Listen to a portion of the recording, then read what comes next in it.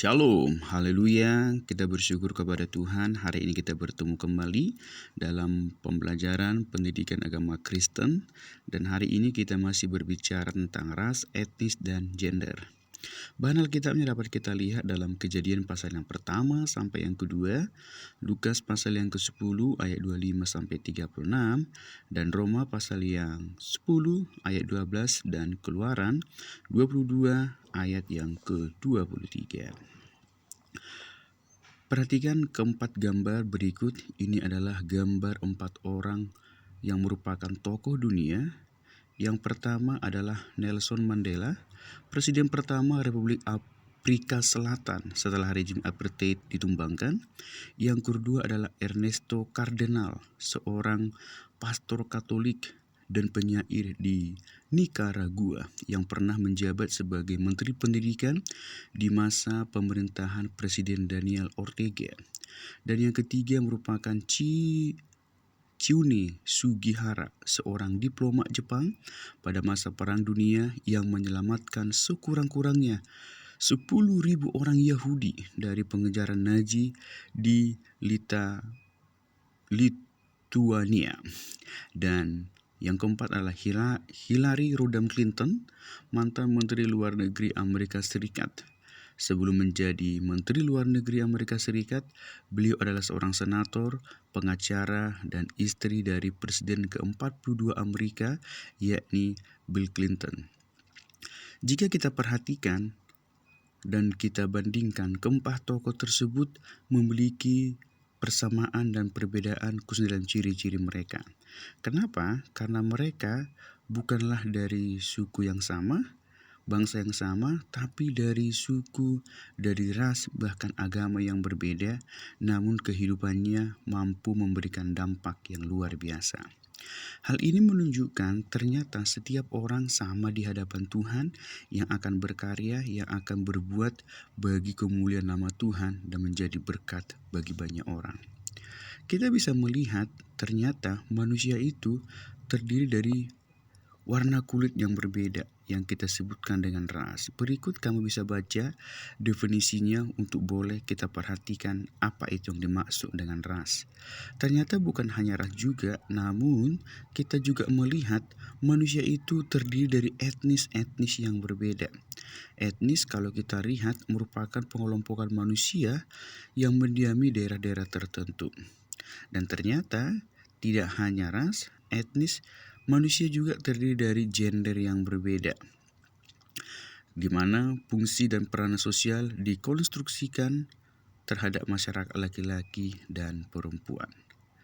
Jadi ada ras yang berbeda, ada etnis yang berbeda, dan ada gender yang berbeda.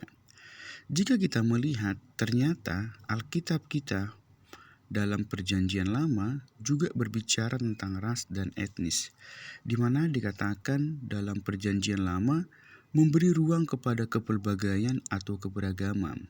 Hal ini kita lihat dari anak-anak keturunan Abraham dan Yakub diminta untuk memberi tumpangan bagi orang asing, bagi mereka, tanpa melihat mereka suku mana dan warna kulit yang berbeda. Di mana dikatakan hak-hak orang asing juga diperhatikan. Kitab Keluaran 22 ayat 21 dituliskan, janganlah menekan atau menindas orang asing, sebab kamu pun dahulu orang asing di tanah Mesir. Kemungkinan orang asing yang dimaksud adalah orang berasal dari daerah yang berbeda atau dari suku bangsa yang berbeda.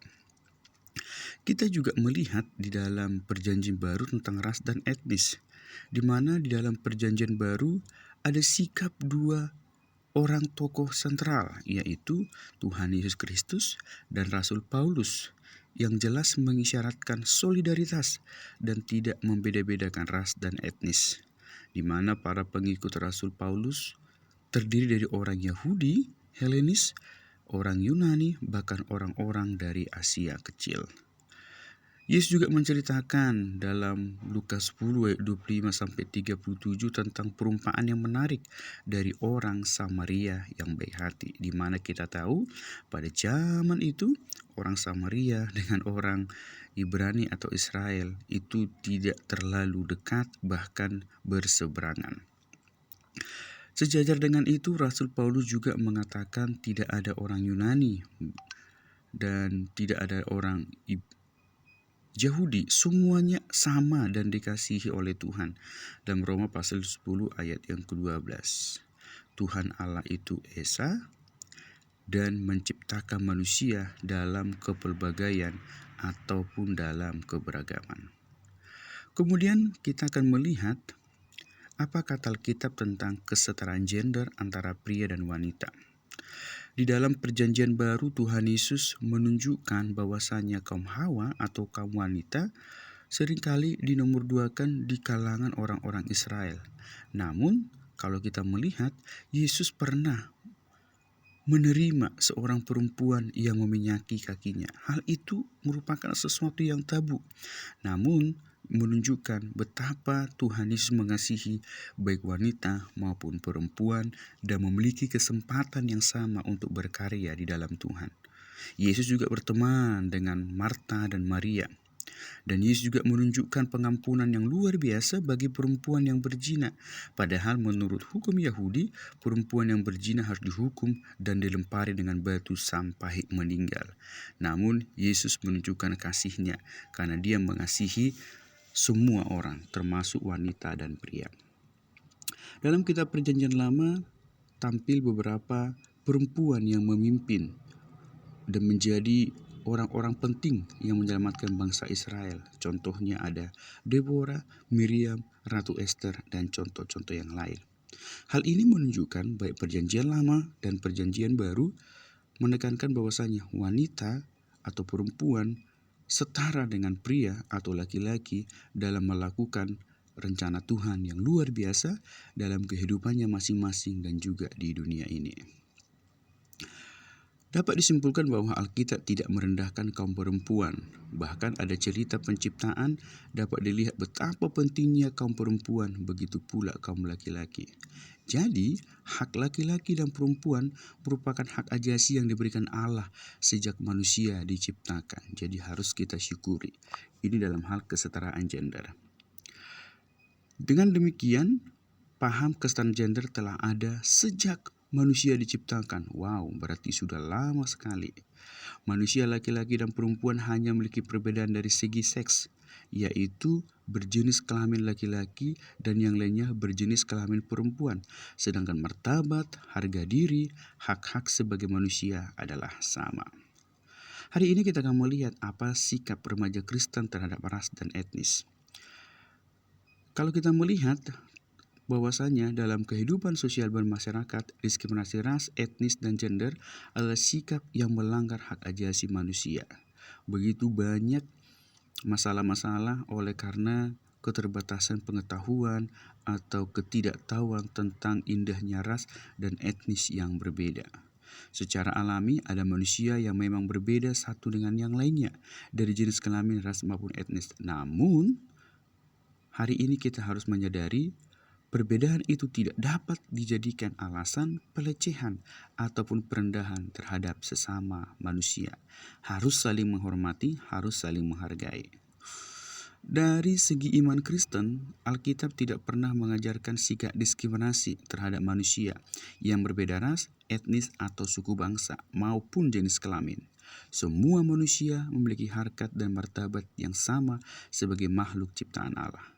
Oleh karena itu, pemberian label negatif terhadap sesama yang berbeda ras, etnis, dan jenis kelamin adalah sikap yang bertentangan dengan iman Kristiani. Bagaimana dengan gender? Kita dapat melihat dalam Kejadian pasal yang pertama sampai pasal yang kedua menyangkut penciptaan manusia, ada beberapa gagasan yang berkaitan dengan keberadaan perempuan dan kesetaraan gender. Kalau kita lihat dalam Kejadian pasal yang pertama 26-28a yang diperkuat dalam teks Alkitab Kejadian 2:18 bahwa manusia laki-laki dan perempuan merupakan gambar Allah dan diberi tugas yang sama untuk mengatur dunia dan segala ciptaan, dan mereka adalah pribadi yang diberkati Tuhan.